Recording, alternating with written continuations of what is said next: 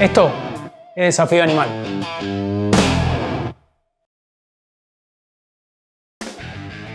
De practicante competidor a formador del Jiu-Jitsu, encontró en uno de los momentos más difíciles de su vida la fuerza para reinventarse. Una charla sincera sobre desafíos, aprendizaje y la convicción de seguir adelante cuando todo parecía que se derrumbaba. Y lo presentamos de esta manera.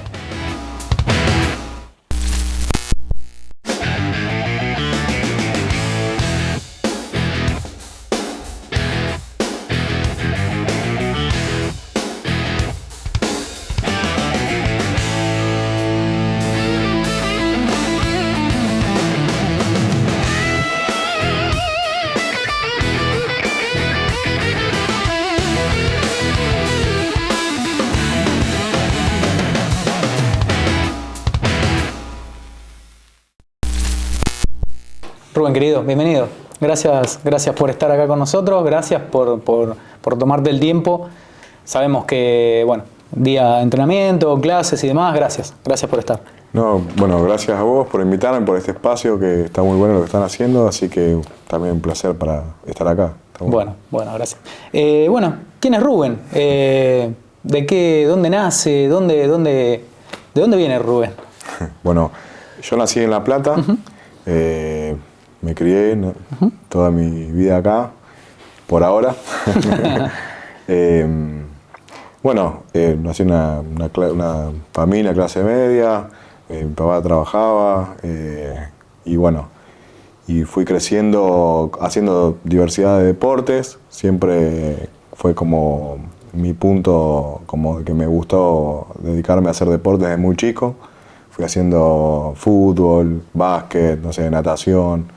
Fui haciendo tenis también, tenis con fútbol y... Combinadísimo. Sí, iba haciendo un poco de todos los deportes. Así que es como que siempre me gustó... La parte deportiva estaba, digamos, siempre estuvo, desde chiquito. Sí, desde muy chiquito, sí. Bien, sí, a los 6 años ya estaba haciendo deporte. ¿Y deporte solo por practicar, así con amiguitos en el barrio o algo? ¿O ya te habías metido? Creo que los 8 años ya empecé a jugar al fútbol, también a hacer competir, jugar así. Los torneos de fútbol, más. Sí. Bueno. Y así que es como que siempre tuve esa parte la parte deportiva, sí. Bien. También tenía como la parte de que mi papá hacía deporte, como que también compartía eso con él. Mirá qué lindo. Y creo que esa parte deportiva también es un poco esa cuestión que se convivía a diario con él. ¿Jugaba al fútbol él? No, él jugaba, hacía tenis, pero sí, al fútbol también jugaba en algún momento, no ya cuando me tuvo a mí prácticamente, pero sí, a jugar al fútbol y por ahí, un poco... O sea, mamaron el deporte, familia que mamó el deporte. Bien, lindo. ¿Y cuándo es que empezás a ver artes marciales, que te empezás a meter en el mundillo? Y prácticamente cuando era chico uno ve la cuestión de las películas. Esa información empieza por ahí. De empezar a ver los primeros, empezás a ver, que había películas que había, de Full Contact o que nos creíamos en esa época de Van Damme o alguna de Bruce Lee, esas películas más comunes que podíamos lograr ver. Y era como que te despertaba, con la cuestión del cuerpo, lo que podías lograr y también pedías muchas cuestiones de disciplina.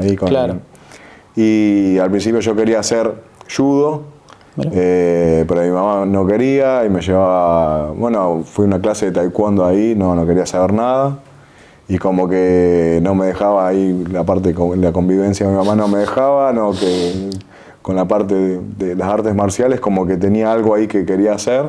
Claro que en aquella época era medio como... había como, unos tabú que eran... Había un poco, y después tenía un amigo que vivía enfrente, que hacía taekwondo, y el hermano también hacía. Y cuando eran sus cumpleaños, armábamos 2 equipos, y hacíamos tipo llave final. Mirá qué bueno. Y nos enfrentábamos, yo sin saber nada. Claro. Y nos podíamos pegar de la cabeza para abajo. Había regla, todo. Sí. Armaban 2 equipos, entrenábamos. Un comité. Sí, una cosa así. Con 8 años, 9 años, y armamos 2 equipos, y como que me gustaba esa adrenalina estaba jugando, pero generaba una adrenalina fuerte de saber que el otro te puede pegar y Y me gustaba esa situación de... ¿Y ahí arrancaste taekwondo? No, nada. ¿Mirá? No. Pues no quería mi mamá, no. Claro, no había forma. No. ¿Y cómo lo hacía como ella iba al cumpleaños y ni sabía que me habían pegado patadas ni nada. Pero pasaban todas esas cosas en el cumpleaños de un amigo que vivía enfrente de mi casa. Ah, mirá qué loco. Encima estaban en la... totalmente en secreto, ahí, aullido, pegándose. Claro. Sí, era en el patio de la casa, era una casa bastante grande, y nos juntábamos ahí en los cumpleaños, y a veces previo al cumpleaños se armaba ya, bueno, a ver quiénes están, cuáles los amigos. Qué bueno. Y igual, viste, que se veía de, ese era, no sé, era gigante, claro, no, que no es que tú me conoces. Che, ¿y cuándo es que conoces un deporte? Y a los 14 años fui por primera vez tuve un acercamiento con lo que más había en ese momento, que era el full contact. Ajá. No me gustó mucho el ambiente, así que es como que hice, habré hecho un mes y no me gustó el ambiente. Claro. Y bueno, es como que ahí como que quedó en un vacío, como que quería hacer, pero no me sentía cómodo en el lugar. Claro. Así que es como que quedó ahí hasta posterior, más adelante. Claro. ¿Y esa academia que decís acá en La Plata? ¿Todo en La Plata? Todo en La Plata, sí. Bien. No había muchas. Claro. Así que... Sí, me imagino pero que... el ambiente era bastante pesado, que el ambiente del full contact no era... Claro, el ambiente en aquellos de la clase momentos, de academia de Jiu-Jitsu. Claro, era Otra llegar, vez. ir a nuevo y Sí. padecela. Si la padecías, seguías, y si no, claro. Claro. Otro ambiente. ¿Y cuándo conoces el Jiu-Jitsu? Y yo cuando empecé a estudiar Derecho con un amigo, él ya estaba, no lo conocí en la facultad, lo primero que hice es volver, porque él estaba relacionado haciendo full contact, kickboxing. Él ya había hecho, creo que de los 16, 15 años, incluso no nos conocimos, pero él hacía en ese mismo lugar, creo que donde yo había hecho 5 años antes de conocerlo a él, o 4. Y él estaba haciendo en otro lugar y estaba haciendo algo, y en ese mismo lugar es como que algo hacían de Jiu-Jitsu, pero era medio... Sí, improvisado. Y bueno, es como que me acerqué primero por la parte, como que no me gustaba, veía como, claro, no había mucho conocimiento, era muy... No había data, no súper primitivo lo que había. No había nada. ¿De dónde sacar? ¿De dónde extraer material? Era muy escueto todo lo que había. Y él empezó ahí a entrenar en ese momento, estamos hablando del año 2003, creo. 2003, estaba entrenando con lo que era una filial que había acá de Sucata. Ajá. Y él allá era cuando yo lo empiezo a relacionar, yo le dieron el azul, qué sé yo, es como que él también, creo que en la etapa que todos comenzamos, ahí todos queremos conquistar que nuestra familia haga, que el amigo haga, que hagan todos, que estamos conociendo algo que el resto no sabe y queremos que lo haga. Y bueno, es como que ahí es como empecé a hacer un poco con él, así que empecé a entrenar en un lugar que él estaba dando clases, y salí del otro lugar donde estábamos haciendo, y seguí con hice algunas peleas de kickboxing ahí metiste igual. Sí, 2 o 3, algún torneo que fuimos, no sé si a Nicoche habíamos ido, y de ahí cuando conocí un poco más de la parte de Jiu-Jitsu con él, es como que la parte esa de lucha me conquistó, y dije, bueno, va por acá, y empezamos a ver, me mostró algunos videos de lo que había en ese momento, empecé a ver peleas de Pride, peleas de las primeras peleas de Pride. Pride, pero sí. claro. Sí, y las peleas de los primeros UFC me mostró, y dije esto, y era Jiu-Jitsu, entonces dije, no, esto es realmente lo que domina en un combate. Y bueno, así que empecé ahí, a los 19 años más o menos. Bien, y ahí te metiste de lleno. Sí, ahí prácticamente empecé a entrenar. A estudiar y la parte competitiva también, ¿o no? Sí, creo que apenas empecé, a los 6 o 8 meses ya estaba compitiendo. En lo que había en ese momento, tampoco había como hoy que tenés torneos todos los meses. Claro. Sí, eran llaves cortitas, no había tanta cantidad de gente. No, era deporte donde mayormente eran todos hombres, no había mujeres, no había chicos, y no había, no sé si más de 60 personas. No sé si había tanto. La escena era recontra corta. Y a veces estaban agrupados por proximidad, había categoría, pero no sé si estaban todas las categorías. No había mucha gente. Claro. ¿Y la etapa competitiva cuánto fue que duró? ¿Cuántos años aproximadamente? Previo a ser profesor y, bueno, obviamente... Hasta la actualidad. Después. O sea, son casi 22 años.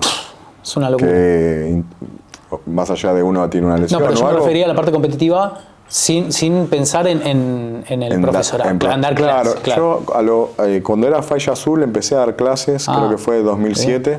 Claro. También, así que empecé a llamar amigos y empecé a darle clases en el mismo lugar donde yo me enseñaban a mí. Como que el camino fue a la par, digamos. Claro, entonces, y un poco empecé a dar clases ahí como Azul. Después comencé nuevamente como en el, creo, 2013, 2014. Por ahí comencé a dar clases nuevamente. Como que entre 2007 y 2013 me dediqué prácticamente a competir exclusivamente yo. No di clases, sino formarme yo. Y ahí en el 2014 es como que realmente, 13 por ahí, empiezo yo a darle más, a proyectarme a dar clases. ¿Y lograste competir a nivel internacional, todo, no? Competí varios campeonatos, competí en Brasil bastante, competí en Estados Unidos. ¿Hubo alguno de esos que te haya marcado, que dijiste...? Creo que varios campeonatos, más allá de la cuestión del resultado, sino lo que acompañó a llevar a eso, de con quiénes fuimos, qué sucedió, el viaje cómo fue. Después ganaste a veces, otras veces toca perder, pero a veces todo ese viaje, todo lo que fue, es como que te deja un montón. Me decís, bueno, logré todo esto, fuimos, no sé... 2 días viajando, un día al otro día competimos y después no podíamos volver porque estábamos fundidos. ¿Y cansados. ¿Cuál fue eso, el que más te marcó? No, creo que uno de los viajes que hicimos en el 2015, 2016, nos fuimos de acá en Río, en auto, paramos 4 horas y cuando hicimos los cálculos en cierto punto, bueno, llegábamos tal día y al otro día descansábamos y competíamos. Claro, pero cuando llegamos a Río, eran las 7 de la mañana, tardamos 3 horas hasta llegar. Claro. Cuando quisimos acordar, no dieron para nada. Cuando quisimos acordarnos, llegábamos más. Tardamos 2 días y dormimos, no sé, 8 horas, 10 horas y luchamos 2 días seguidos. Y me fue bien, gané la categoría, gané el absoluto, a todos nos fue bien el equipo. Qué bien. Pero después decíamos, che, mañana teníamos que volver. Y no puedo. Bueno, nos quedamos, mañana salimos. No puedo. Como que no damos, el cuerpo no respondía de agotamiento. Estábamos agotados. Y así que después logramos, bueno, vamos, ahora ya está. 2 días más y un día más y salimos. Entonces fue todo un viaje, no sé, compartimos muchas cosas. En conjunto con los chicos esa situación de saber que te pones una meta, la lográs.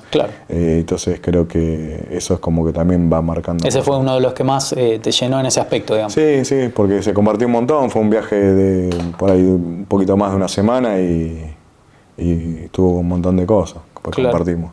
Claro. ¿Y has pasado momentos feos en este transcurso de competidor y llevando la carrera a la par, digamos, de competidor y profesor? ¿Te ha tocado pasar momentos complicados? Creo que en todo momento en la vida me parece van pasando buenos momentos, malos, y lo que va pasando a través del tiempo es que vas o teniendo más herramientas para poder sobrellevarlas, decir, bueno, o esto me pasó, o no es la primera vez. O lesiones que aparecen y vos sabés que en algún momento superaste otras. O tener que también, en ese momento también me han pasado que tuve una pelea de MMA y había fallecido mi papá 6 meses antes y yo no decir, bueno, porque a veces cuando asumo los compromisos, hoy cambié bastante con eso, por ahí decir, bueno, no me bajo de la pelea, lo hago igual, por más que... Y no tenía ningún sentido, bueno, me acuerdo de ese momento, decía, ¿pero estás bien para hablar? Sí, yo estoy bien.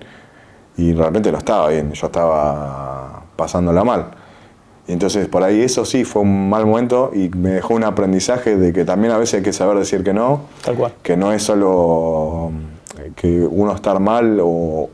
no físicamente, pero psicológicamente es parte de también hacer un deporte, de estar bien. Entonces eso creo que me marcó decir, bueno, tengo que saber decir que no, si no estoy en condiciones para luchar, no tengo que darle explicaciones a nadie y a veces esa cuestión de también de...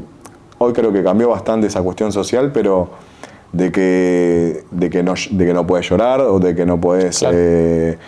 Si vos no te la aguantás, no sos el más guapo. O, entonces creo que entró esa carga de decir que no, de que también saber que tenía que superarlo porque mi papá no estaba, pero era algo que a mí me gustaba, entonces yo te lo tenía que hacer. Es como que era como me contradecía entre las cosas, y ahí es como que después de eso me di cuenta que no, cuando me subí dije, ¿qué hago acá? Es un gran mensaje acá. Porque es así, es lo que vos decís, y por ahí charlábamos esto de la vieja escuela, de cómo era antes, cómo se interpretaba todo esto, de por ahí reprimir ciertas emociones, de no poder decir me siento mal, o la verdad que no estoy para hacerlo, no estoy para afrontar esto, solo por el hecho de decir tengo que pelearlo, tengo que pelear esto que me está pasando, lo tengo que pasar por arriba porque sí, porque somos más fuertes que esto, y hay veces que no lo podés controlar, y tenés que saber retroceder y cuándo apagar ese sentimiento. Sí, es como lo que pasa a veces, que es aceptar que las cosas como son. Claro. A veces tenemos maneras de cómo resolverlas, y otras veces resolverlas es dejar pasar un poco el tiempo, respirar respetar los procesos. Y respetar el proceso que te está tocando y aceptarlo. Exacto. No significa atropellarlo, seguir adelante como, bueno, estoy totalmente roto y voy a seguir con una rodilla rota, voy a seguir entrenando porque me va a fortalecer. Al contrario, cada vez peor va a estar. Exactamente. Y la parte psicológica, que bueno, hoy creo que se tiene un poco más de conciencia. Tal cual. Y bueno, por ahí yo con madurez creo que a veces cuando tengo un alumno lo puedo abordar desde otro lado, entendiendo que no es solo una lesión física. A veces lo tenés que acompañar en una parte, un proceso personal, entenderlo, o apoyarlo, o a veces saber cuando realmente lo necesita un empujón que lo está necesitando para seguir adelante, o cuando realmente, bueno, no es momento ahora para seguir, claro. No para luchar ahora. Perfecto. Esperar y saber que... Espectacular. Che, Rubén, ¿y cuándo es el momento que decidís, no sé si abrirte porque por ahí se dio solo, pero cuándo es el momento que decís voy a abrir mi academia? Particularmente en la pandemia, cuando yo ya tenía estos pensamientos dentro del equipo, ya habíamos tenido charlas previas. Nosotros entrenábamos dentro de una academia que se llama Invictus, donde tengo unos mejores recuerdos. Y bueno, la realidad es que a veces uno tiene que crecer, tiene que seguir adelante, y tiene que entender que el camino va por ese lado. Y la pandemia creo que fue una situación donde me puso en jaque en la cuestión económica, donde empecé a reburcármela porque no tenía cómo subsistir. De hecho, me han ayudado con comida porque no tenía para comer. Y entonces hice lo que sabía hacer. Claro. Me puse a dar clases. Y armamos grupos cerrados en medio de la pandemia, y tuve la fortuna de poder tener dónde hacerlo. Claro. Que creo que es un privilegio poder tener el lugar propio donde podía ponerlo. Y tenía un quinto piso donde podía ponerlo, que eran bastantes metros cuadrados. Y entre las cosas que tenía fui vendiendo, compraba y vendía. Me dediqué en la pandemia a comprar y vender cosas. Claro. Tenía silla, vendía silla, el otro quería una cuna, conseguía la cuna, el otro le vendía la cuna, compraba herramientas y y hasta dije, bueno, me estoy agotando porque hasta muy tarde con eso, y era continuamente, compraba y vendía. Y dije, bueno, voy a usar la plata que queda para ponerla toda en un piso. Y voy a ponerme a hacer un piso, voy a seguir dando clases. Aparte no estoy entrenando. Claro. Y yo entreno entrenamiento físico desde los 16 años. Claro. Entonces nunca había dejado de entrenar. Depende de entrenar con todos lados. Claro, depende de no entrenar con una barra, tener que entrar con un bidón de 20 kilos. Claro. Sí, colgarme en la cochera de mi casa. Entonces dije, no estoy teniendo ni para poder entrenar yo, no puedo hacer jiu-jitsu, no puedo entrenar, claro, no puedo dar clases, no voy a dejar. Y tenía como para ponerlo abajo, y filosóficamente dije, no, le voy a poner el lugar más alto, porque es lo que ocupaba para mí. Mirá. Y lo puse en un quinto piso, filosóficamente pensando de que lo que ocupa es lo más alto para mí. Wow. Y fue como pensar que de acá después voy a bajar cuando salga de la pandemia y lo voy a poner abajo. ¿Te emociona? Bueno, sí, me emociona porque es así. Y bueno, sí. Pasó la pandemia y pudimos abrir un local con el equipo ahí que estábamos armando. Y bueno, fue como un proceso de salir de un lugar, de decir, bueno, ahora voy a abrir las puertas. Siempre fue uno de los objetivos de tener el lugar fue poder seguir entrenando, porque lo ocupa en mi vida es prioridad. Sí. Y, salud mental. Claro, para mi prioridad es mis entrenamientos, como poder dar clase, pero también como comer bien, como a mí descansar, dormir la noche, todas esas cosas son prioridades. Y bueno, poder abrir un lugar después de la pandemia donde resultó en una situación súper difícil donde yo estaba, es como dije, bueno, un paso más a donde quiero lograr llegar. Claro. Y bueno, ahí pusimos, después de 2 años y medio, abrimos un lugar ahí, cerca de donde estábamos. ¿Y ya arrancaste con un grupito de alumnos? Claro, sí, muchos de los que estábamos en la academia continuamos entrenando juntos.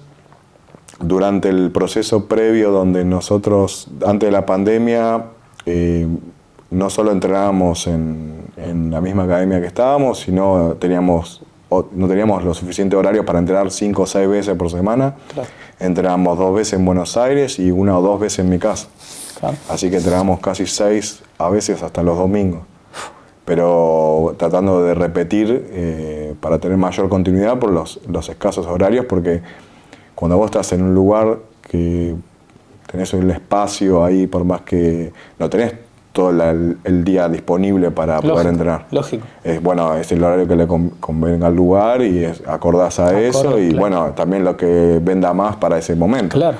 Sí, claro. Entonces, como que fue una adaptación y cuando tuvimos vamos a meter más horas de clase, la idea mía siempre cuando fue Jiu-Jitsu meter judo y pusimos judo. Y tratar de no tener otra actividad que no sea afín de la lucha, de Jiu-Jitsu, claro. No tener ni kickboxing, ni poner boxeo, ninguna otra disciplina que sea de combate que no sea lucha. Puede ser lucha, Jiu-Jitsu y ahí a partir de esto, ¿sentís que te pusiste el traje de formador? ¿Como que hay un reinicio en vos internamente? Creo que no sé si yo me puse un traje de eso. Creo que lo que noté es que lo que le causaban a los demás, lo que yo decía. Claro. Que para mí era lo mismo y sigue siendo lo mismo. Lo que noté es la responsabilidad para mí, para con los demás. Claro. Tanto en la parte mental como en todos los aspectos que puedo transmitir. Porque para ellos ser un cinturón negro, para mí es lo mismo, pero para ellos lo que yo diga no. Entonces como que realmente me pareció a hacer importancia en tener mi tiempo con mi psicólogo, mi tiempo con mi alimentación, mi tiempo de calidad con las personas que me relaciono. Entonces todo eso hizo muy importante para mí conmigo, trabajar para poder dar lo mejor a ellos en lo que sea aprendizaje de Jiu-Jitsu o sea un lugar de contención, porque mucha gente realmente en la academia el porcentaje de competidores es más bajo de lo que realmente, y ni hablar a nivel escala internacional, claro. Cada vez es menor. Entonces creo que lo que más hay que estar en un buen lugar donde haya un espacio donde ellos se sientan bien, claro. Aprendan y vuelvan a sus tareas cotidianas de la mejor manera. Lógico. ¿Y cómo cómo lidias con eso respecto a lo que son las nuevas generaciones? Porque las nuevas generaciones, esto de que les cuesta por ahí el tema de concentración o que quieren todo rápido, todo tiene que ser ya, todo es Creo que efímero. Estamos en una generación que hemos construido nosotros, porque también somos responsables de que esa generación que sea la que siguiente sea así, que está más frágil, la realidad que es frágil, la realidad. Sí. y vamos pareciera que en un punto, no todos los casos, hay gente que no es así, no globalizando, pero sí veo que hay una generación un poco más frágil donde realmente es bastante más susceptible en un montón de aspectos, que también lo que el mundo, el capitalismo también vende como éxito, o el dinero, o el mejor auto, o que anda en un yate, o que tiene un montón de mujeres, o que eso, la gente compra eso y cree que es eso, y que realmente quiere eso. Claro. Ahora, después, lo que hay detrás no lo quiere nadie, porque para lograr todo eso tenés que atravesar 1000 cosas. Sí. Entonces, o que se cree que va a llegar rápido porque sí, o por esto del apurarse en todo aspecto, querer, vamos a poner un ejemplo que por ahí está mal, el que se pone siempre, que es el querer ser famoso, o ser un youtuber o ser un streamer y ya ser famoso y ya tener dinero y ya estar consagrado, sin respetar un proceso y un tiempo que hay que pasarlo para llegar, ¿no? a tal fin. Pero bueno. Sí, yo lo que creo que, por ejemplo, a mí lo que me trajo el jiu-jitsu fue constancia. Claro. Hacer más de 22 años, hacer algo, lo que más parte de mi vida haciéndola, quiere decir que me trajo una constancia grande, y creo que a través de eso, del jiu-jitsu, creo que es algo en lo que yo conozco, algo que para las nuevas generaciones le puede dar constancia. De hecho, lo hablo con algunos alumnos que son de 17, 18 años, empiezan a percibir que ellos pueden lograr a través de una constancia hacer algo, y que lo van llevando 1 año, 2 años, que ya están haciendo, y que algo siempre dejaban y hacían una cosa a la otra. Entonces se empiezan a meter en un sistema donde hay, si bien puede o no gustar las graduaciones, que hay una falla, que tienen que después, si les gusta competir, bueno, hasta acá estoy bien, pero ahora quiero avanzar un poco más, y tienen que saber que tienen que respetar esos tiempos. Claro. Entonces me parece que donde hay algunas cosas que están preestablecidas y nos da un orden, claro, creo que para las generaciones que están con un poco de esa cuestión, claro. los puede ordenar un poco. Ordenando, exacto, eso está buenísimo. Che, Rubén, y otra de las cosas que quería preguntarte era si en algún momento de esto, de tu carrera, como dueño y como formador, te ha tocado pasar alguna cuestión con algún alumno, digo, como para dejar una enseñanza también en cuanto a esto. ¿Cuestión como alguna cuestión, ya sea de depresión o de violencia familiar, esto que puede aparecer que les pase a ellos en Claro, que te lo hayan comunicado. Más que nada hablando de valores, de lo que es inculcar un valor en el momento de estar parado donde estás vos, que es profesor y director de la academia. Sí, por ahí van pasando. Yo creo que, bueno, en la cantidad que hoy hay, voy tratando de tener relaciones con cada uno, con los individuos. A mí me parece como importante, es algo que a mí me gusta, esa interrelación con ellos. Y lo que voy viendo es, desde ahora por ahí, una persona que te dice, bueno, voy a dejar la facultad, pasó algo familiar, no dejó todo, y vos decís, bueno, está actuando totalmente impulsivo, y por ahí, bueno, no, pará, a ver, ¿qué te pasa? Escucharlo, darle un consejo, no tomar decisiones ahora en momentos cuando pasa algo crítico, tomar con calma, y bueno, después decir, che, me sirvió la charla, bueno, ahí como vas viendo que va funcionando. Sí, por ahí en las cuestiones de violencia familiar, por ahí no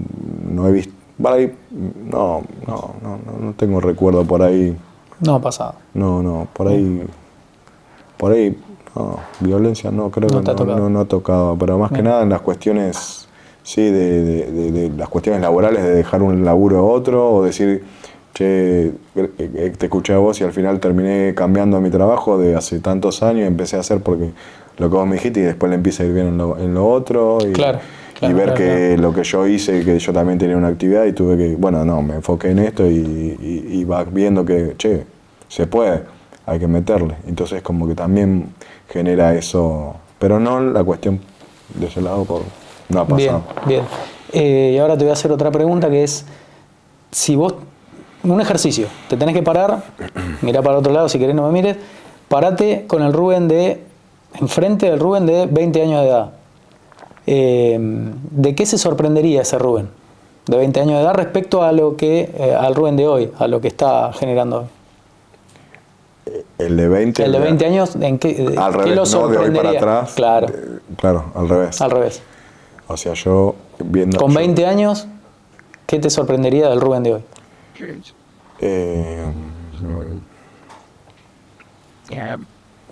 No sé, es que fue complicada esa pregunta. Me la he hecho al revés. Claro. Cuando yo tenía dudas o preguntas, me la hice, ¿qué le diría yo? Pero ¿Y qué le dirías? Al revés. Al revés, yo me he pensado que muchas veces las cosas las ves más complicadas y decir, bueno, boludo, no es por ahí, o dale que se puede, o tomá esta decisión antes, o por ahí eso sí lo he pensado. O no tengas miedo, o tenés miedo, pero actúa de otra manera, precaución o en ciertos casos. Bien, bien. Creo que para ese lado sí lo he pensado, porque por ahí irme al pasado y ver, por ahí no sé, hoy ya con todo el conocimiento que adquirí ya ahora, es como por ahí no sé, ser tan objetivo pensando en mi edad de 20 hoy. Bien, bien, bien. Bueno, nada, tengo un ping-pong para hacerte. Bueno. Me tenés que responder. Vamos, son 10 puntos. Por ahí este es el más obvio. ¿Disciplina o talento? Disciplina. ¿Ganarle a un rival duro o ver campeón a un alumno? Todavía estamos ahí. Está difícil. Creo que ver campeón a un alumno es mayor, sí. ¿La derrota que más te enseñó? La derrota que más me enseñó.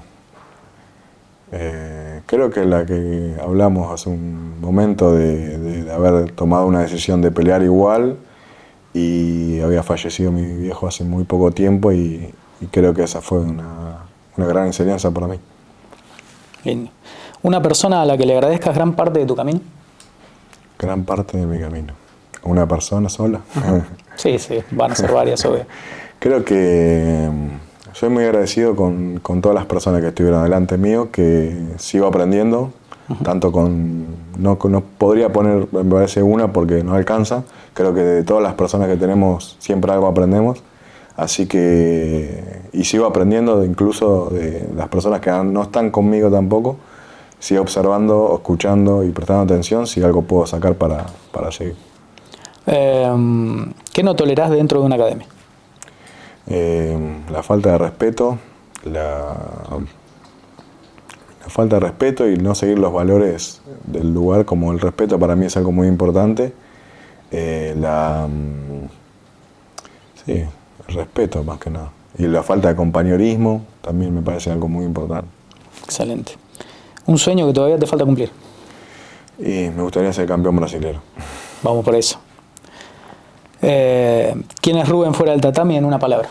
Rubén fuera del tatami. Todavía no me ha respondido quién soy yo. ¿Una persona que siempre está cuando la necesitas? Una persona y mi compañera, mi pareja. Está siempre. Bien. ¿Una palabra para definir el momento que estás viviendo? ¿Cómo? Una palabra para definir el momento que estás viviendo ahora. Creo que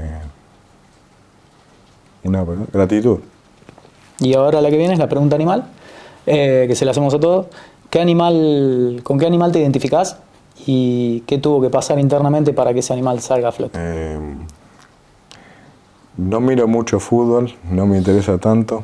Soy de otro equipo, pero particularmente de todos los animales, las especies, hay algo que creo que tenemos todos que aprender, pero el lobo tiene algo particular que en su manejo de manada y de acompañar, y cómo se maneja es como algo que realmente me gusta. Bueno, Rubén, muchísimas gracias. Gracias por venir. No, gracias. Bueno, gente, tuvimos a Rubén Martínez acá con nosotros, una charla buenísima. Vayan a disfrutarla, den like, suscríbanse, canal de YouTube de Fusión TV y nos vemos la próxima.